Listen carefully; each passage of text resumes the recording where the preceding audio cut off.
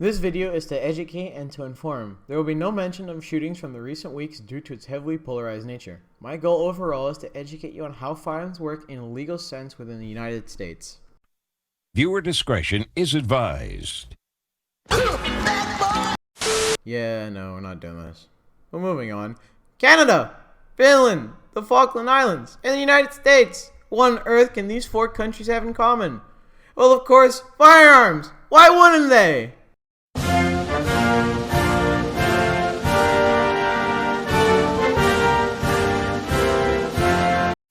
Now, who am I really to be teaching you such things?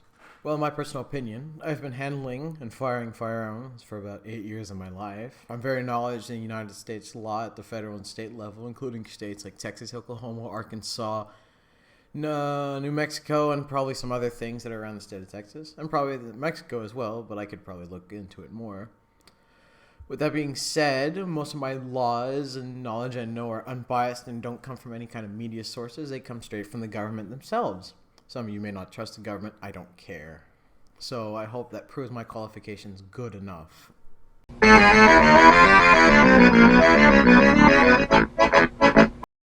with my qualifications out of the way, within the United States, there are a growing amount of people who decide to pick up a firearm, go down to their local area, and decide to kill 3 or 4 people. With that being said, there's no surprise that politicians throughout the United States would try to leverage gun control policies in response to this. The issue with that would be that neither the common man nor a politician who's never really interacted with a firearm has knowledge on how they really work. Yet those same politicians will pass laws to prevent certain types of firearms being sold. When I say types, it's mostly styles of firearms. Most people also misconstrued how the Second Amendment is depicted in the eyes of the law. Now, with that being said, I will now attempt to crack these types of gun misconceptions that politicians from both sides of the party say regularly, as well as the media and even the common man will say.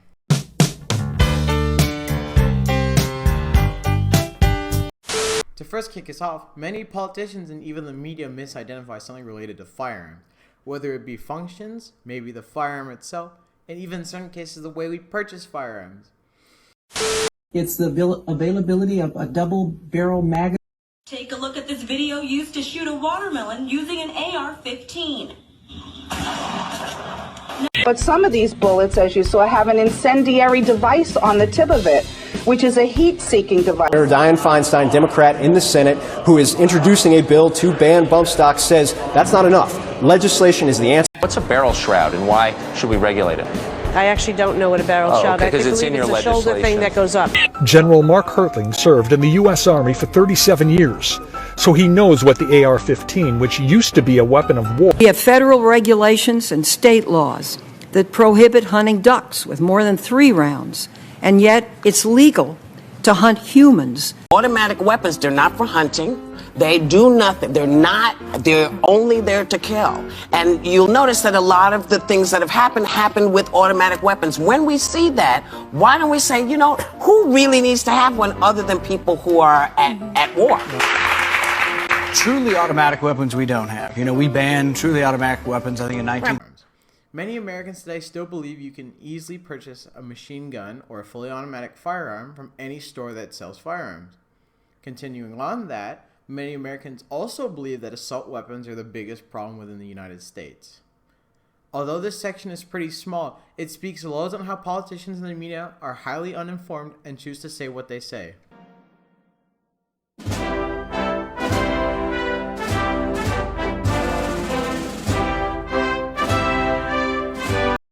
The Second Amendment is the key to this whole thing within the United States. The Second Amendment states that a well-regulated militia being necessary to the security of a free state, the right of the people to keep and bear arms shall not be infringed. Now, has this precedent changed over time? Well, the Second Amendment has had some challenges over the years, such as Impressor v. Illinois in 1886, in which a group of men walked down the streets of Chicago brandishing weapons and swords to the public. The men were arrested and charged for formation of an illegal militia, as well as brandishing weapons and performing military drills within the city limits. The court ruled and upheld a precedent from United States v. Cruikshank that the Second Amendment was not to incorporate into the state, but rather serve as protection from Congress and the federal government. Later on in United States v. Miller in 1939, Jack Miller, in the course of earning his merit badge, had sawed off his barrel off his shotgun to an illegal length of less than 18 inches. Furthermore, to get his gold sticky star and Darwin Award, thought it was just fine to transport said shotgun across the state of Arkansas from his home state of Oklahoma. There is no evidence saying he was convicted, but he brought the case to the Supreme Court in which he proposed that someone should have the right to have certain weapons without needing to register them in accordance with the NFA, the National Firearms Act. The court slapped him back with a unanimous verdict and creation of a new precedent where weapons regulated by the NFA aren't reasonably related to maintaining a well-regulated militia, so aren't protected by the Second Amendment. Later on in Barrett v. U.S. in 1976, Mr. Barrett, being the biggest joker on the face of the earth, thought it was appropriate to purchase a firearm as a felon across state lines. This was against the Gun Control Act of 1968, in which a felon could not purchase a firearm that was from another state and have it shipped over to his state via a licensed dealer. The court had stated that the Gun Control Act was lawful and he still should not have a firearm. Though not a unanimous verdict, it held that the precedent that felons couldn't receive a firearm from a different state. Now getting to something more modern, Dcv Heller in 2008, Special Policeman Dick Heller and his band of cronies decided to sue the city of DC because of their city's laws on carrying firearms for self-defense, as well as the legislation for having a firearm in your home, in which it stated that it needed to be locked in a safe with a trigger guard, etc., etc., etc., etc., and that is unconstitutional for something like that to be passed. The court agreed with Heller and struck down DC's laws because they violated the Second Amendment and interpreted the said amendment to be the following, which also created a new precedent. Number 1, the Second Amendment protected individuals' rights to own firearms for the purpose of self-defense, unrelated to a militia or military activity, and because handguns are today's primary defense weapon of choice, they're also protected. Number 2, the phrase "to bear arms" meant to wear, bear, carry upon the person or in clothing or in a pocket, for the purpose of being armed and ready for an offensive or defensive action in case of a conflict with another person. Number 3, a well-regulated militia is not the state's military force. 4, the DC's regulation effectively banning handgun possession, the law requiring firearms in the home to be kept inoperable at all times, violated the Second Amendment.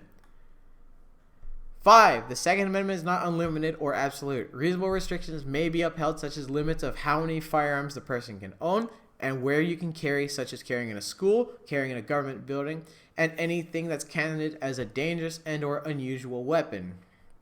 Lastly is our famous landmark Second Amendment case to date, Chicago v. Mcdonald.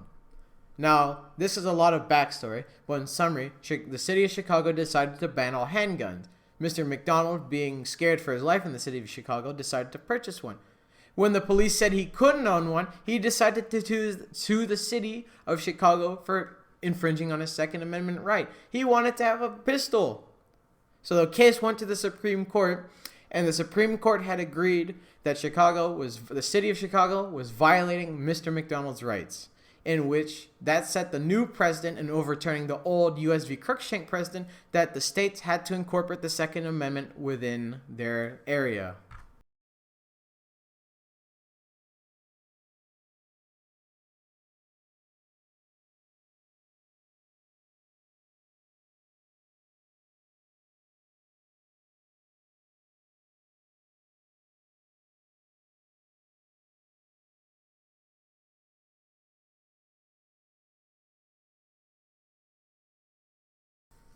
Let's go debunk these myths that the politicians from our first subunit said.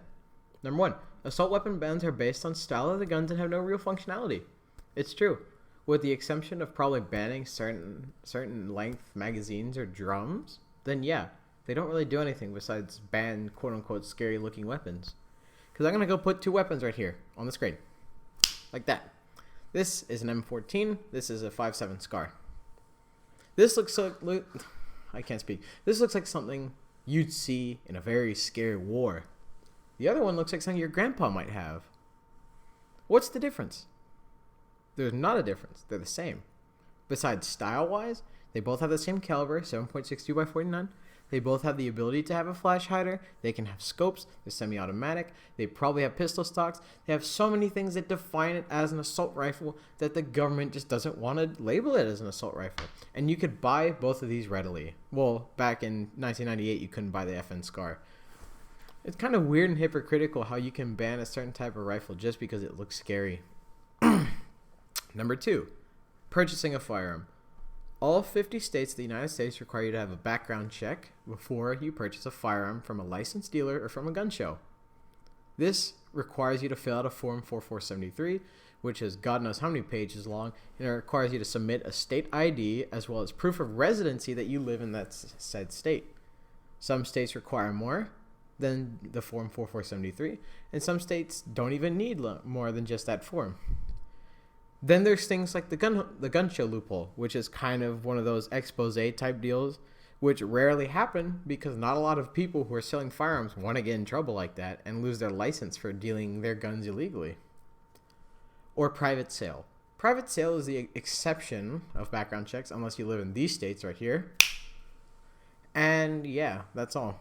It's kind of sad that we have like the gun show loophole, as well as no background checks for private transfers unless you're getting a pistol or rifle from out of your state. So if I buy a rifle from Louisiana and I have it shipped over to Texas, it must go through, number one, I must go through a background check, and then that firearm has to go through a licensed dealer.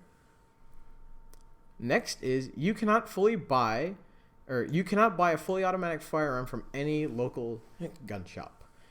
Number one, rare that they have them in general, anything that's pre-87. So we have the Firearms Act of 1987, which basically like shot down a lot of weapons, including you could not make or purchase any kind of automatic weapon after 1987.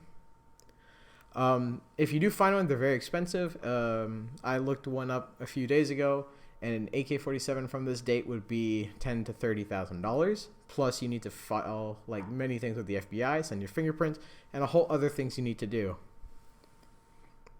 Next is the AR, and AR-15 does not stand for assault rifle. It stands for Armalite, the company that made it. Moving on to the next point. Moving on to the next point is that the AR-15 is not a military weapon. It was never intended for the military. It took inspiration off the Colt M4. The AR-15 was made by the Colt manufacturing company, but it was never made for combat use. It was just made for sporting, self-defense, or whatever else you wish to do with said rifle. But other than that, why am I bothering debunking these myths?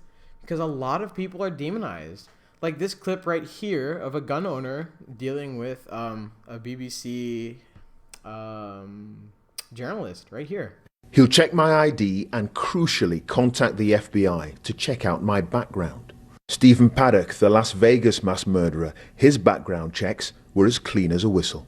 You're selling killing machines. Technically, we're not selling killing machines. We're selling anything from sporting to self-defense, recreational to hunting. All right, now, what the maniac, the psycho behind the gun decides to do with it, that's not our intentions. Firearms is a hobby. It's a sport. I guess it's a way of life for some people. This goal overall of this goal of the project was never political. It's an informational one. I try my best to bring information to people who probably never even interacted with firearms because A, they can't because they're not citizens, or if they've never just been to a firing range with someone. I feel that people on both sides of the political aisle should have the right to have a firearm, no matter if you feel that you want to have one gun and I shouldn't, and vice versa. But it's your choice and it's your argument. I wish everyone a good day and a happy summer break.